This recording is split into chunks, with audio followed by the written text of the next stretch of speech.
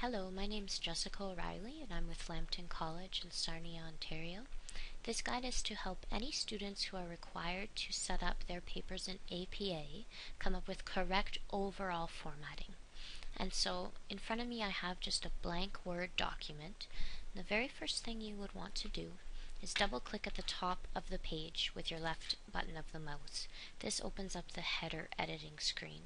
With this screen open, under Options, I left click on Different First Page. Type the words running, capital R, space, head with a lowercase h, and then a colon. Leave one space after the colon, and then type the title of your paper, all in capital letters. Once you've done that, hit Tab twice, and just type the number 1 in the upper right hand corner. Now APA requires that all student papers be written in Times New Roman 12, but Microsoft Word defaults to Calibri 11. And so what you need to do is, using the left button of the mouse, select that entire header and switch it to Times 12. Now if you haven't recently used Times, you'll just need to scroll down to T and again click on Times. Once you've done that, you can double click beneath the header to get out of the header editing screen. The next thing we need to do is double space the document. So above the paragraph tab here, just click once with your left button of the mouse and select 2. That will double space your entire document. Hit enter 5 times. Center the cursor. And this time type the title of your paper using conventional title capitalization. So basically all major words are uppercase, the rest is lowercase. Hit enter once and then type your name. You can use your middle initial if you like.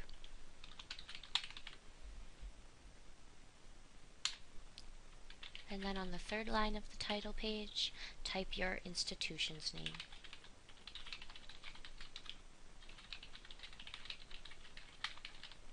Now you'll notice that this font looks different from this one because we've defaulted back to Calibri once again.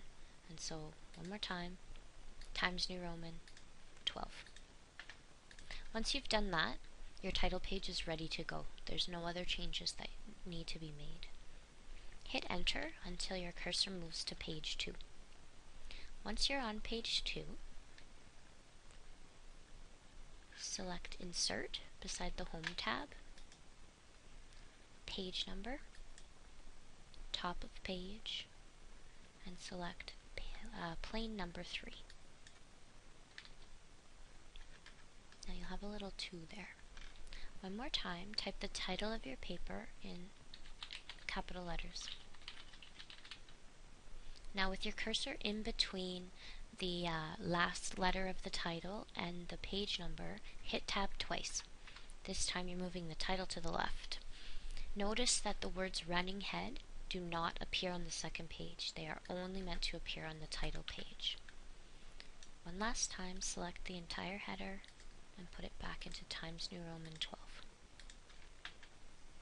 Double click beneath the second page header, and on the very first line of page 2, type the title of your paper one last time using conventional title capitalization. Once you've done this, you're ready to start typing the actual text of your document. So hit enter, left justify the cursor, indent that first paragraph, first sentence of the first paragraph, and then you're ready to begin.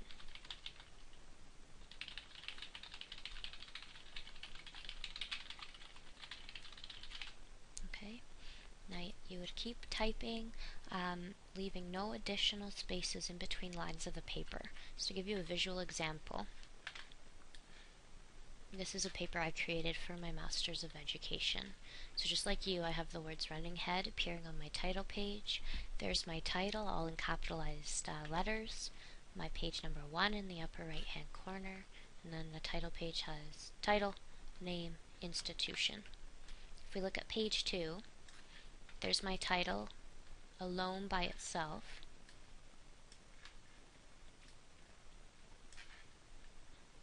upper left hand corner. Now you'll notice that the title I'm using in the header is an abbreviated version of the title that I use on the title page and on the first line of my page 2. If you find that your title is too long to fit on one line of the header, or that it's moving your page number down, you can abbreviate the title in the header. That's fine. It looks much more visually attractive if the header is only one line long. Here's my introduction. All I've done is indented that line. You'll notice there's no extra spaces in between my title and my intro, and no extra spaces in between each of the paragraphs. The entire paper is spaced in this way.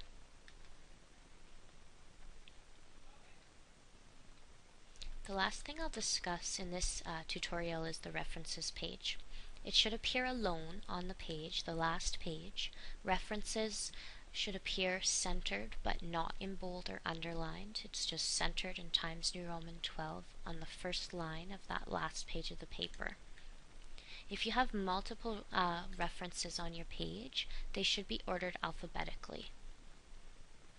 If a reference is long enough that it goes on to a second or even a third line, those second and third lines need to be indented in what's called a hanging indent. So the way to do this is to select the entire reference, right-click with the mouse, select paragraph, and then under special, rather than none, move the cursor to hanging, and then hit OK. So one more time. If I hadn't yet done that, obviously the entire entry would be left justified. To get this to be a hanging indent, you need to select the entire reference, right-click, select paragraph, and then under special, hanging indent, and OK. Now you'll do that for every reference that is 2 or 3 lines long. Notice that the references are double spaced. There's no extra spaces in between them. It's just those hanging indents that really highlight where each reference begins on the page. Now, if you're having a hard time creating your references, a useful site that you might want to go to is OWL at Purdue. So if you go into Google or whatever search browser you prefer to use and just type in OWL, Purdue, P-U-R-D-U-E, APA, the first hit that you get is a pretty comprehensive and free online resource. It's up to date and it has a variety of APA guides. So general formatting, like what I'm telling you about right now, the in-text citations that appear in the paragraphs of your essay, and then how to compile references in the references list, that last page of your paper. So the first thing you need to know is what type of source you're dealing with. Are you trying to reference a book, some electronic source like a web page, entire website, even say a PowerPoint presentation that your instructors uploaded to Lion? So you'd select whichever source you're trying to deal with and then just follow the instructions contained within the instructional. Books perhaps are the most common. And so it tells you the basic format and then gets into more detail depending on what type of source you're dealing with. Is it edited without an author? Is it an article within a book, etc.? And so this is a source that I use all the time. I find it easy to use, easy to understand, and I like the fact that it's free. So hopefully with these tips in mind, you'll be able to correctly format your paper in APA style. Good luck!